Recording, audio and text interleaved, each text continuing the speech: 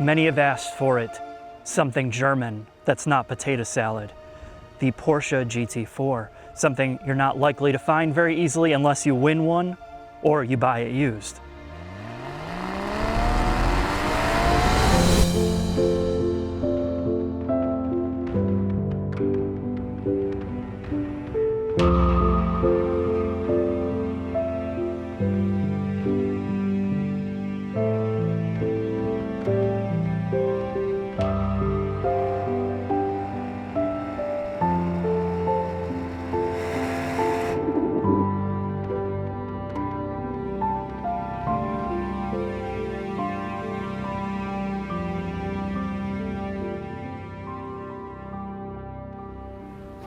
Oftentimes, as automotive enthusiasts, we watch car videos and we totally take for granted the fact that the cars are the stars of the shows. And we don't even know where these vehicles come from half the time. In the case of the Porsche GT4, this is a fundraiser car. The entire video is about a fundraiser vehicle for Tri Industries, a local business to me that its primary function is to employ and support people with severe disabilities and disabled veterans. Now, the most important part of this isn't the vehicles, surprisingly, it's the people behind them. Because without this organization, many people wouldn't have the ability to have a livelihood, to have an income. So these fundraiser vehicles that I'm doing videos on help to keep the lights on here. It's more than just having fun behind the wheel. And if you're somebody that loves this car, would like to own it, you can help to donate to this fundraiser to potentially win the car. So when you donate to this organization, you're not just donating to win a car, you're donating to help the other people that are involved in this, and that's why I'm proud to be a part of it.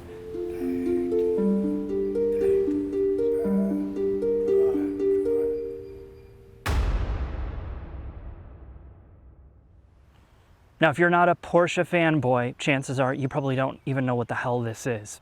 I'm going to break it down to you in the simplest of ways. There's a 911, which is the rear engine sports car that Porsche has made their bread and butter off of. It's been around, forever, 300 BC. Recently, they did a Cayman. This is based on the Cayman architecture, and the Cayman is mid-engine, and it's slotted below the 911. It's supposed to be cheaper. Now on to the GT cars. With the 911, you get the GT3 or GT3 RS. With the Cayman, you get the GT4. And all that means is their motorsports department, the team responsible for the race division, tinkers and toys with these cars to give you a more track-prepped car. It's equivalent to what BMW does with their M division, but this is kind of on the next level. Now, before I go any further, I want to clear something up. This is a track-friendly car. You can take it to track days, not worry about cooling, not worry about brake fade, all the things that you typically worry about on a normal street car. But this still is a street car. It's not a race car. It's not designed to compete. It's designed as a street foundation, much like the GT3, much like the Ferrari 458 or 488. And a lot of these supercars, they are not race cars. So just wrap your mind around that for a second, that there are so many compromises here to make it streetable and take it to the track. The GT team had some goals for this car from the regular Cayman. So the GT version gets increased cooling, and you can see that there's an additional cooler in the front. You can tell by this grille work there.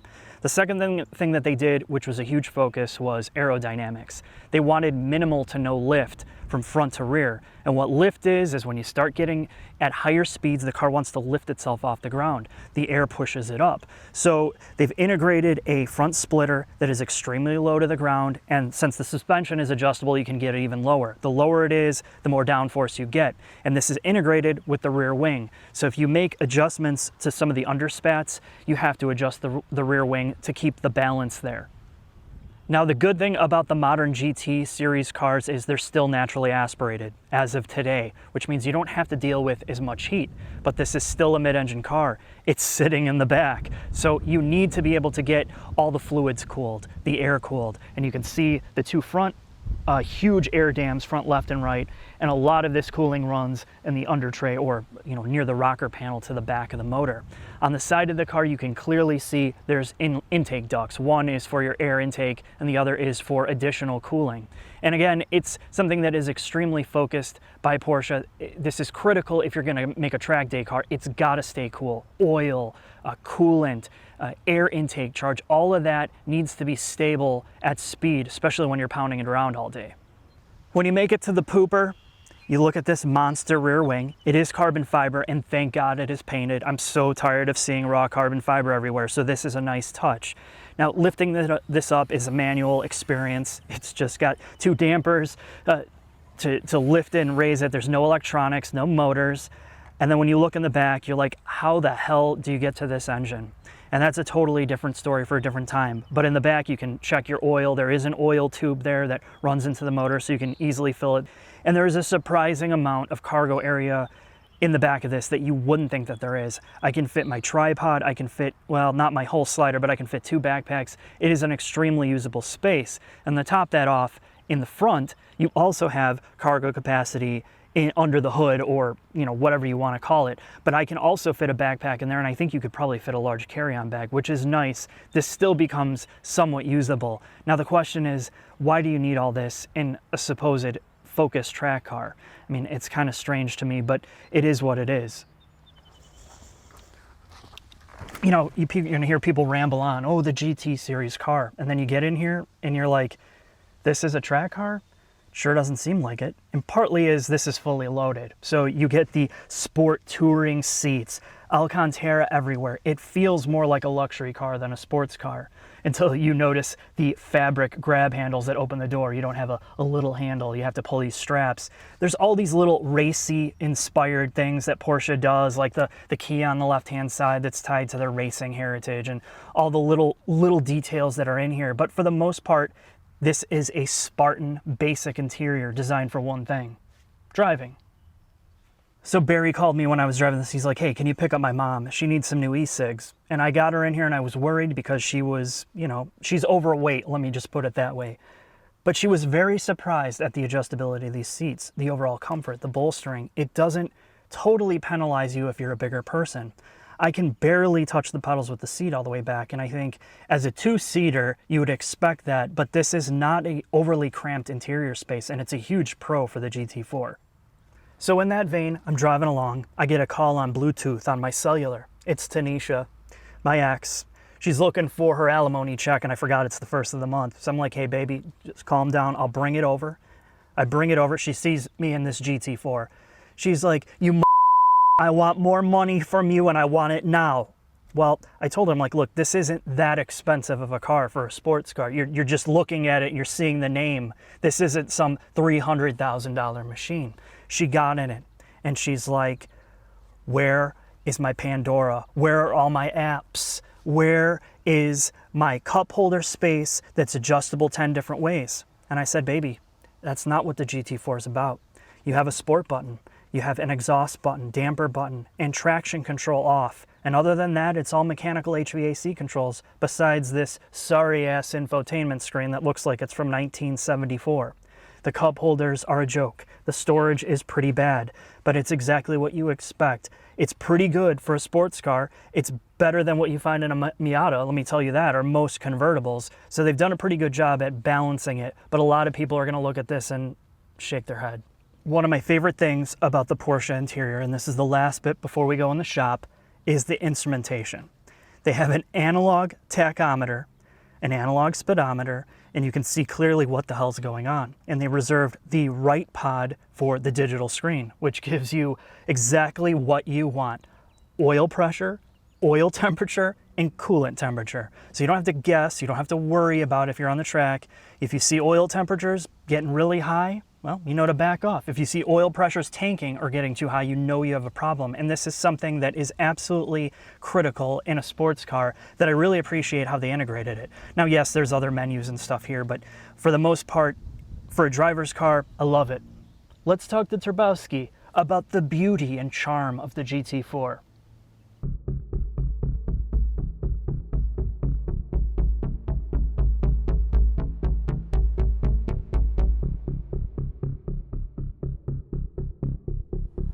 Scott, you are always such a Porsche fanboy. This should excite you. That's one number too high. Why? Well, 4 and not a 3. Yeah, but the 4 is new. It's old news. It's mid-engine. And guess what? There's rumors that they're going to be putting the GT3 RS motor in the GT4, the new GT4 RS. Now, would that interest you? Nope. Okay, let's get on to the nitty gritty of the Cayman GT4. This is not just a Cayman, despite what you think. There is a lot of asphalt, a lot of aero panels that truly cover the whole underbelly of the car. Well, because you don't have exhaust and transmission clouding up the whole experience in the front. You have these removable wheel spats that can change air pressure. Now, if you remove these ducts and change them, you have to adjust the rear wing because it throws off the aerodynamic balance. The second thing that you're going to notice up front, Scott, and this may excite you, Doubtful. this is the entire GT3 front suspension. The control arms, the damper assemblies, the forged aluminum knuckles and uprights. Some crazy looking knuckles. Yes, they're extremely crazy, but that is because this is a strut suspension in the front. And I thought this was a performance car. That loses all cred right there, man. Porsche knows how to make front strut suspensions. They've been doing it forever. So the carbon ceramics on here are massive. They're bigger than the GT3 steel brakes. The point is you're not going to have any type of brake issues with this car until you have to replace them. Then you go put it for sale. Yeah, you put it for sale because it's going to be expensive. The lower control arms are split, and you can see that they're split here, Scott. And you know what that allows for? Adjustments. Full alignment capability. Not only are your Bilstein, this is Bilstein dampers, and they are electronic dampers, same off the GT3 again, they are completely adjustable in terms of ride height. So not only can you tailor the ride height, you can tailor the entire alignment of this front end. And that is one of the biggest things about this car that makes it more track-worthy than pretty much a lot of these Nerf sports cars we see. All right, Scott, we're in the back, the business end of the GT4. This is, again, not a GT, or this is not a Cayman rear end.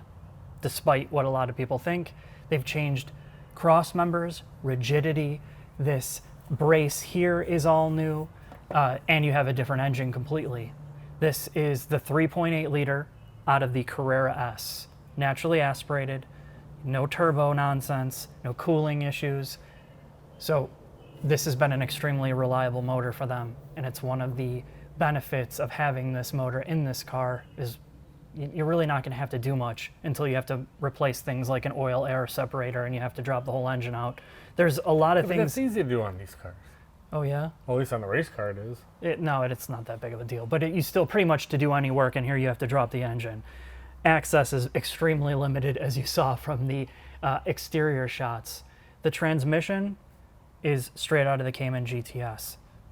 It is a 295 ratio, and we have adjustable ARBs, anti-roll bars, 3-position adjustable roll bars on the front and the rear. I didn't even notice that. Yeah, you can do it on the front and the rear. Wow. You have spherical bearings in a lot of the control arms, and you'll notice that on the rear lower control arms, it's spherical. The top hats, where the struts mount to the towers, are spherical bearings. They use spherical bearings wherever possible. Now, while there's a huge benefit to road feel, you have to replace spherical bearings a lot more often if you're driving it hard. They tend to go bad quicker. Probably drive it in the winter. If you drive it in any adverse climate, it'll screw them up too. So it's something to note. You get better road feel, but there is trade-offs for having that level of performance. All the other bushings are all hard rubber. So they've found a blend here, using hard rubber where they need to and spherical where they need to give you the performance. Last thing to note, Scott, is you have more forged aluminum back here, same as the front, the split control arms. You have full alignment capability. I did say that the manual transmission Is that hot still? Yeah, it's still hot, yeah. The manual transmission is out of the Cayman GTS. However, they did change the clutch assembly, and it has a dual mass flywheel, which, and they had to change it because of the motor and the behavior of the motor and the tuning. The last thing to note, Scott, is you have inverted struts in the back, or inverted dampers, and they are Bilstein units in the back as well. Not the same that's in the GT3, but very similar. They are also height adjustable. They are electronically controlled. And the whole point of using, do you know why they use inverted dampers?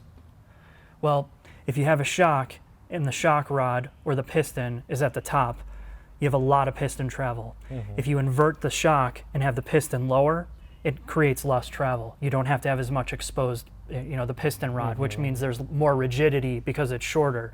Now the thing is, you have to use more oil in the dampers. There's other trade-offs. Sometimes you have to use a piggyback canister, but they were able to do it with enough oil. They have enough stroke in these shocks. Inverting it creates more stability and structure in the suspension.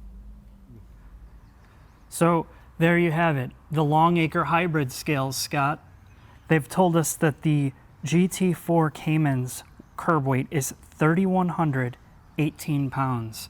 That is with a full tank of fuel.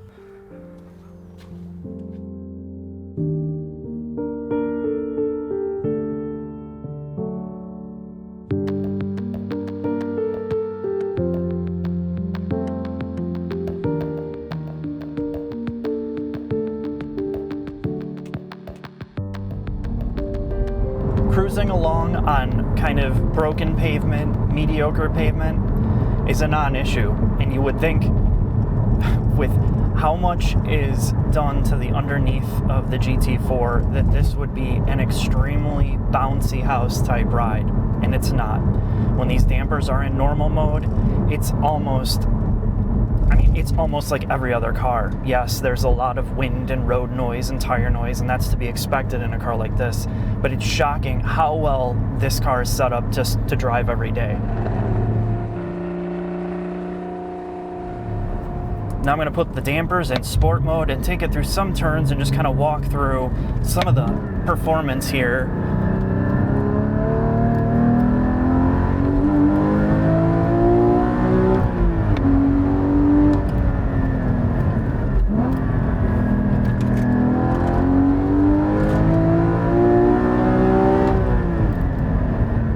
Tires need a lot of heat in them. That's the first thing I notice. It wants to kind of step out and walk all over the place, but the best part about the GT3 is it communicates really well with what's going on. It's not a car like, your typical Mustang GT, where if you come out with cold tires and you mash on the throttle, the thing is just all over the place. This is not a scary experience.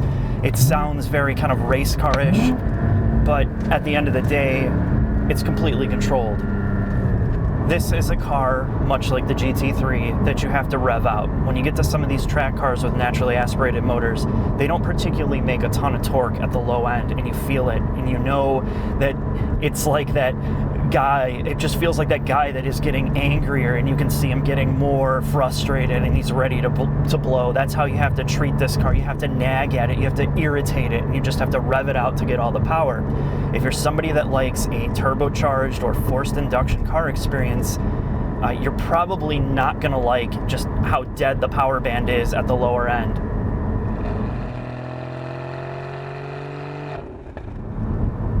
If you're not a formidable manual transmission driver, there is a sport button here. And when you hit the sport button, basically it rev matches and auto blip downshifts for you, so you don't have to learn how to heel to toe. And I'm going to show you an example here with it turned on at how good it really is at doing it.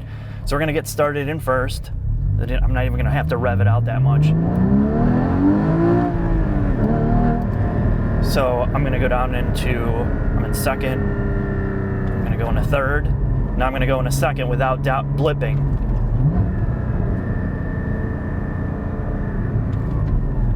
I'm going to go into fourth, downshift into third, second. It's really incredible, but I can do it myself, and I can choose to do it, but it's nice you have the option. So this is me doing it. Let's go through some more turns.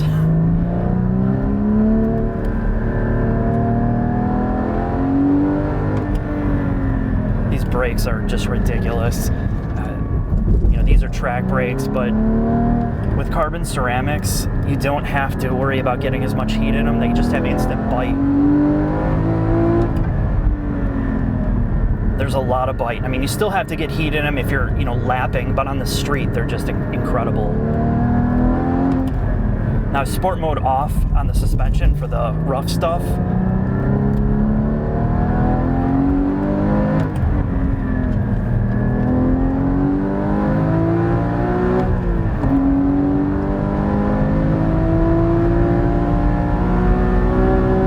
Listen to that exhaust note. Man, is it good.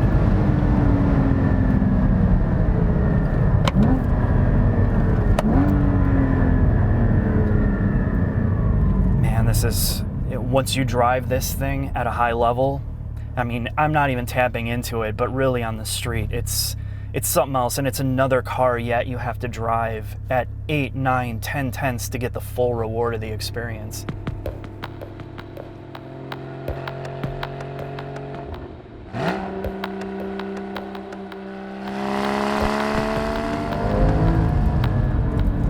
To get these tires up to temperature here, we can kind of get this thing going.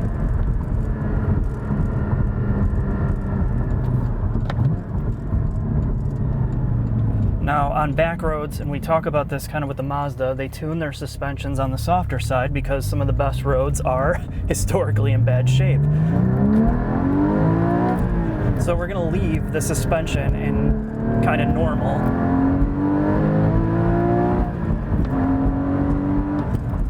Some heat in these brakes. But this car wants to understeer first, which makes sense. Because it's set up for the street, and you can set it up for the track as well, however you want it, which you would obviously reduce the stiffness of the front anti-roll bar and stiffen the rear to get more oversteer.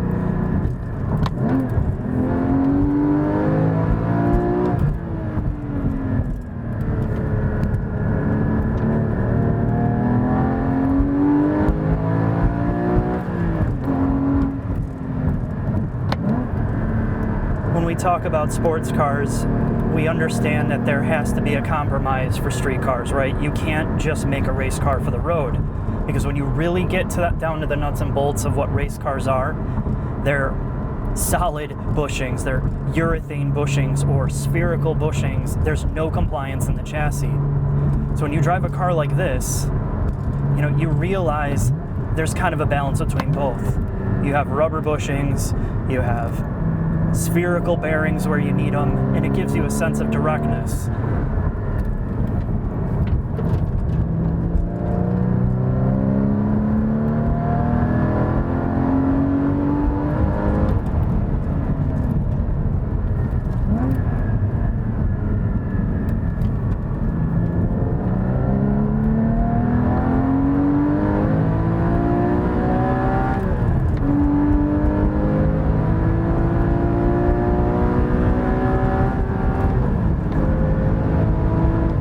This car sounds amazing. Amazing. I wish the gears were shorter though on the street, because you just want to downshift and change gears all the time. Now when I talk about suspension setups, well, let's talk about it a little bit while I'm driving like a madman.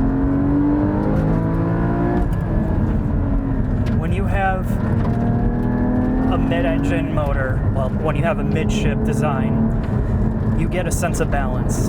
And the way that this GT4 feels to me is the closest thing I can explain it to is a Lotus. Now there's a lot more compliance, a lot more give in the chassis. You don't have manual power steering here, but what you get is you feel everything before it happens. There's no second guessing kind of what's happening with the car. It's so easy to stay ahead of it. And then when you're really into it, I mean, you can basically steer this car with a throttle. Now, yes, you're gonna have to make steering corrections. It's not like, you know, totally telepathic, but it's pretty damn good. This isn't the best steering I've ever felt. It's not the best manual transmission you'll ever feel, but it combines so many of the good things that you appreciate with a sports car, and having a manual transmission is such a big deal. This is not the fastest car on earth, but because you have a manual transmission, because you have to learn the art of shifting if you choose to do that, it is so rewarding.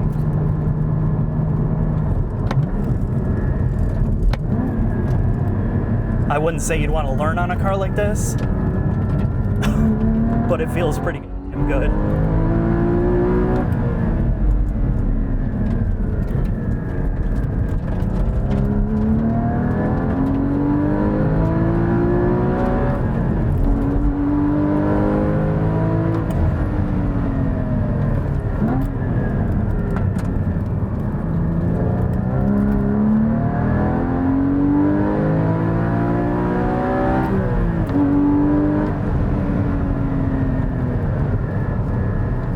So the best way I can describe a car like this is, you know, if you try to run and play around in flip-flops, you have very little lateral grip. You can't change direction quickly. You can't, you know, do whatever you want. You have to slow yourself down or you'll trip and fall. Now, when you put on a pair of running shoes, it gives you the agility. It gives you the ability to change directions, to run as fast as you can. And when you get into the sports car segment, when you have a car that's set up right, between bushings, isolators, suspension, dampers, it gives you that same sense that you're not hampered by 100 pounds of isolation. And so many cars do that now. You have so much rubber, so much compliance to prevent NVH, so you don't feel anything in the steering wheel and the shifter. All of that stuff is designed so you don't feel anything. And when you get the perfect balance, pretty much like Porsche's known for, they know how to make a street car and a track car that gives you the best of both. On roads like this, even though they're not the best shape, you still feel really good road feel without getting beat up. You can drive this car pretty much all day and not feel like you want to get out of it. And that's a really, really hard thing to do in terms of design, engineering, because you can go overboard too. You can make it way too hard, way too uncomfortable for no reason. This is a street car at the end of the day. And it's really, really a great balance between street and track. You know, it bridges that gap between a car like a Lotus, which is way too hardcore for the street, feels great on the track. It's finding that really good balance without giving you just overkill levels of power and all the things that, you know, that you don't need on a street car.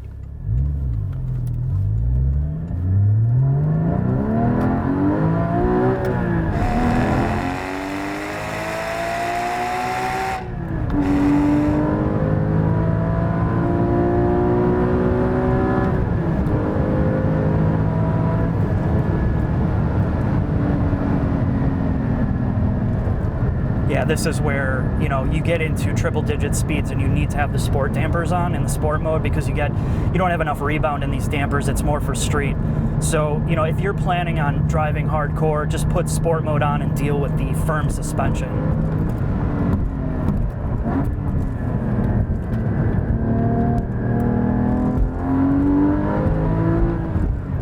It's just so rewarding to drive a car like this. It's so rare that you get in cars like this anymore. I can see why so many people rave about it.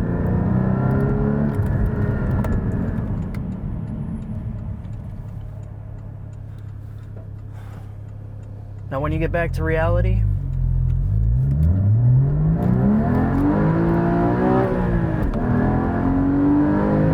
you have to deal with traffic. And that's where a car like this starts to make absolutely no sense. You have all this capability, all this potential, and, you know, you can't do anything with it. You're stuck in traffic. You're blowing through your whole tank of gas to have a lot of fun, and it just makes no sense as a daily driver. You have Alcantara everything, which I'm sweating through my hands because the car is hot. You know, it's going to take more care, more maintenance, more all this stuff to keep this thing going, and that's the trade-off. As much as it is fun to watch and hear and being involved in that experience, you can't get sucked into a car like this unless you're loaded and you have a membership at a track country club where you can exploit this car, because as a daily, as something you're going to drive, it's going to get old and you're going to feel the sense of driving blue balls and anger that you can't get around because you always want to drive it fast. And that's where these types of cars start to lose their charm, I mean, instantaneously.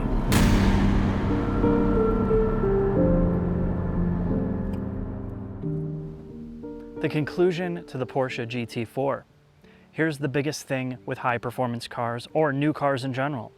They are a horrible investment. They depreciate sometimes up to 20% when you leave the showroom floor. In the case of the Porsche, especially the GT series, this is one of the few cars that appreciate in value, namely if you keep it in good shape and you keep the mileage low. This specific model's under 1,000 miles and it's worth $15,000 more than MSRP, and probably you could get more than that if you really tried. In terms of driving the GT4, the pros are the mid-engine chassis. The fact that this car communicates so well with you, you can connect with it, you can stay ahead of the car without it being all over the place, you're not constantly having to chase this car around, and it doesn't take as high of a skill level to drive this fast as it does the rear-engine 911 or the GT3. I got in this and I adapted to it very quickly. Whereas when I got into the GT3 or GT3 RS, it took me some time to get used to the dynamics of that car. So most people are going to get into this and really enjoy it and be able to drive it fast. Last but not least, and I find this with very esoteric drivers' cars designed for people that really can drive at a high level. I'm not saying you can't enjoy this car without driving at a high level, but the point is you are not going to get the most out of it unless you're driving at 8, 9, 10 tenths. You can't do that on the street. You have to drive it on a track. And for the people that buy these and rub them with a diaper and just kind of put them around, you are not going to get the full enjoyment out of a vehicle like this. You're better off with a regular Cayman or a car that doesn't have to be pushed so hard. It doesn't have to be challenging you as a driver as much. This is for a very specific person. Yes, it sounds amazing. Yes, there's all the prestige. But if you're somebody that is just a casual driver, this is going to be a waste, and I'm just being totally straight about it. All of that aside, if you are somebody that has the money to buy one used, or if you want to donate to try to win this specific car, you're not going to be disappointed in it. You know, we can nitpick all the little fine details about what it is, what it isn't, but this is really an amazing car. It's kind of a almost back to basics approach with the manual trans. It's more affordable, it's more attainable. It's something to be excited about if you're a car person. And that is why it's definitely one of the more special cars that I've been in recently, and I would definitely love to own this thing.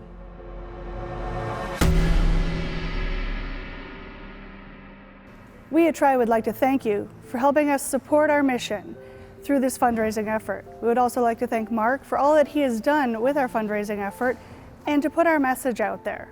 We are here to employ individuals from the local VA and give them the opportunities they may not receive elsewhere.